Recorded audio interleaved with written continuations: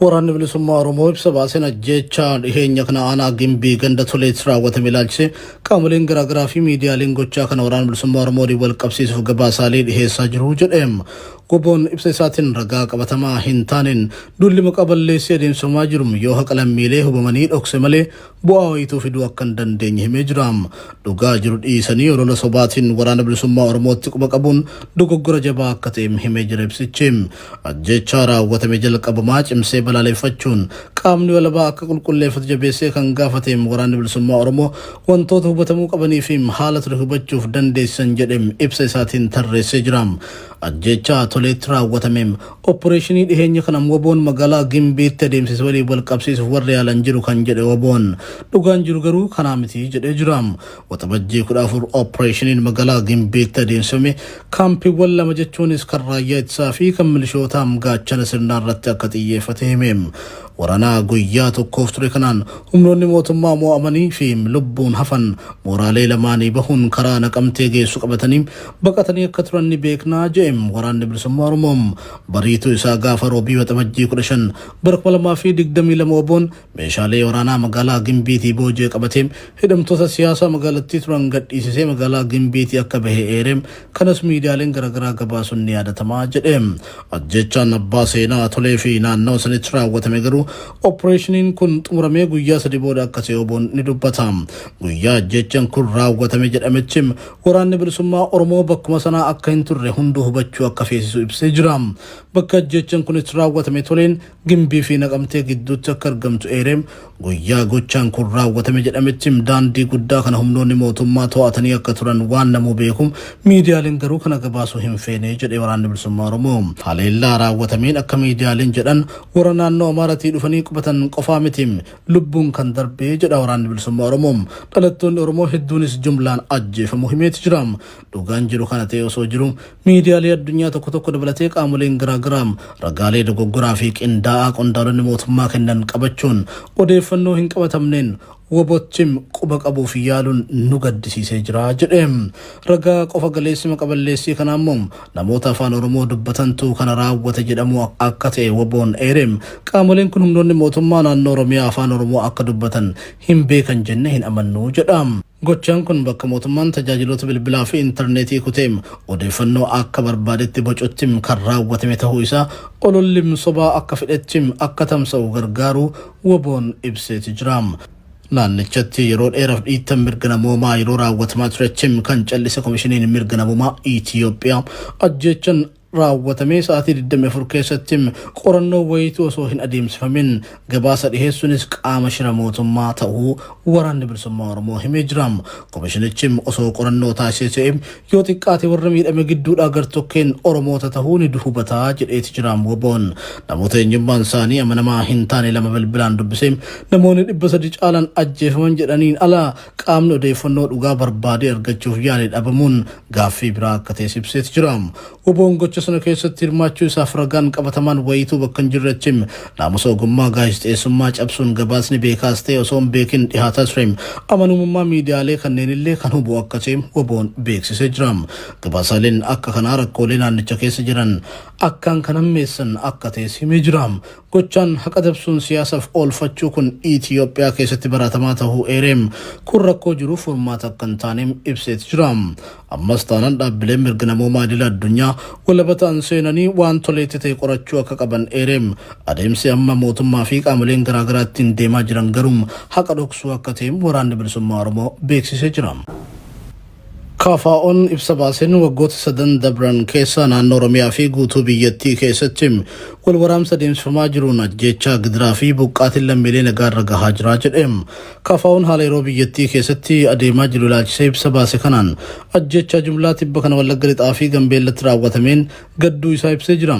Bulchiinsa naannoo Amaaraa godina addaa saba Oromoo Walloo aanaa Daawwaa Caffaa ganda Intolii jedhamu keessatti baatii muddee bara 2014 keessa ajjeechaan jumlaa suukanneessan sabummaa irratti xiyyeeffate Oromoota nagaa irratti raawwatamu yaadachiiseera. gochichim gocha gira hammenya kateesimeeti jira. ajjechan jiblaa kun hawaasa nagaarrattim kan xiyyeeffate ta'uu kan ibsu KFO'n waraanni qaamolee hidhatanii fi mootummaa gidduutti adeemsifamaa jiru rakkoo kanaaf sababa ta'eera jedha. Koongiresii Federaalawaa Oromoo lammiin biyyattii kamuu ajjeefamuu akka hin qabneef mootummaan nageenya lammiileef dursa kennuu qaba jedhee akka amanu himee jira. Waggoota 3 dabranii asitti haala adda ta'een naannoo Oromiyaa keessatti akkuma waliigalaatti ammoo Itoophiyaa keessatti wal waraansi fi walitti bu'iinsi mootummaa fi qaamolee adda addaa gidduutti geggeeffamaa jiraachuun isaa ajjechaa hiraara fi buqqaatii lammiilee nagaatiif sababa ta'aa jira jedha KFO'n. Humnoonni zamachaa Minilik jedhamanii of waaman kan mootummaadhaan bobbaafamanii fi ajaja mootummaa jala turan yeroo duguggaa sanyii uummata nagaa irratti raawwatan viidiyoon agarsiisu mul'achuu fi Komishinii Mirga Namoomatiin yakkichi raawwatamuun isaa mirkanaa'uu akka fakkeenyatti dhiheessetti jira. raawwatamuun yakkoota akka kanaa humni aangoo mootummaa to'atee jiru seera kabachiisuu fi nageenya lammiilee eegsisuuf dirqama ijoo isaa ta'e baachuuf humna dhabaa akka jiru mul'isaa jedha. KFO'n dhiiga lammiilee nagaa dhangala'aa jiruun bu'aan siyaasaas ta'e injifannoon argamu gonkumaa hin jiru jedhee amana jechuun yakka lammiilee nagaa irratti raawwatamaa jiru kanam qaamni walaba ta'e qoratee akka ifoomsus gaafatee jira. Waboon zoonii giddugaleessaa Salaalee keessa socho'uu tarkaanfii fudhateen humnoota mootummaa irratti hubaatii gahuu beeksise. Dubbi himaan waraana bilisummaa Oromoo Odaa Tarbii akka je'etti waboon zoonii giddugaleessaa Cibraan dhaloota Jaarsoo magaalaa Oosee Jaamutti kaampii waraanaa mootummaa irratti tarkaanfii fudhatee jira. Kanaanis loltoota mootummaa hedduun ajjeefamuu fi madaa'uu himaniiti jiru.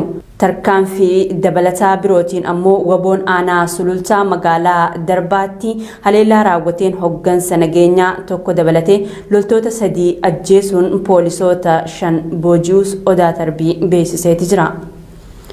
Oromiyaa kutaalee garagaraatti ummanni nagaa maqaa leenjii gaachana sirnaa je'uun leenjii waraanaa waboo waliin godhamaa jiru irratti akka hirmaatu dirqisiifamaa akka jirutu dhagahame. Taatee kanaanis namoonni ajjechaa fi balaa adda addaatiif saaxilamaa jiraachuutu himame dabalata qabna. Jiraattonni godinaalee waraana bilisummaa Oromoo bal'inaan keessa socho'uu yaada OMN'if kennan humnootiin mootummaa gocha lammiilee nagaa balaa irra buusu dalagaa jiru. Namoota leenjii gaachana sirnaa jedhanii leenjisan leenjii loltummaa hin qabne waraana bilisummaa Oromoo waliin godhamutti oofuuf dirqisiisaa jiru jedhani. Kana malees qabata sakattaa waraana bilisummaa Oromoo je'uun humnootiin nageenya jiraattota of fuuldura qabanii balaaf saaxilaa akka jiran himameeti jira. Gochaan mootummaan uummata nagaa waraana bilisummaa Oromoo waraana je'ee balaa irra buusaa jiru kun baay'inaan godina Shawaa lixaa aanaalee akka Gindabaratii fi Abunaa Gindabarat fa'aatti raawwatamaa jiraachuutu ibsame. Gama birootiin aanaalee baha Oromiyaa Harargee lixaa fi bahaa keessatti immoo dargaggoota dirqeen gara mooraa leenjii waraanaatti guuraa akka jiran odeeffanne. Maatii fi dargaggoota didan immoo mana hidhaatti hiraarsa garagaraa irratti raawwatamaa jiraajani jiraattonni. Maatii fi dargaggoota didan ammoo hidhaa fi hiraarsi garagaraa irratti raawwatamaa jiraajani jiraattonni. Haaluma kanaan godina Harargee bahaa aanaa Dadar Araddaa Waltaa Guddinaa Jaamu keessatti dargaggoon Obsaa Muummee Jaamuu sababa waraana deemuu dideef milishaa gandaatiin rasaasaan rukutamee ajjeefamu maddeen himaniiti jiru. Akka maddeen garasii himanitti obboleessi nama kanaa Abdii Muummee Jaamuu ji'uma kana keessa milishaa fi dabballoonni fuudhanii gara waraanaa erganiiti jiru.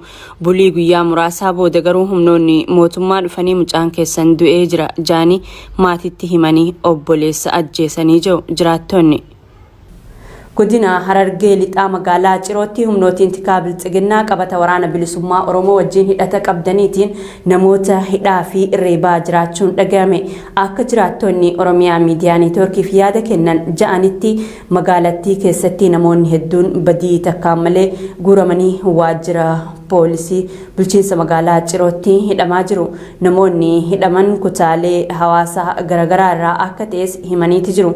Erga hidhamanii booddee dararaan akka irratti raawwatamu jiraattota irraa dhageenye. Daayirektarri Faawundeeshinii Nageenyaa Addunyaa Piroofeesar Aleeks Diiwaal Itoophiyaa keessatti nagaa buusuuf gufuuwwan hedduutu jira jedhani.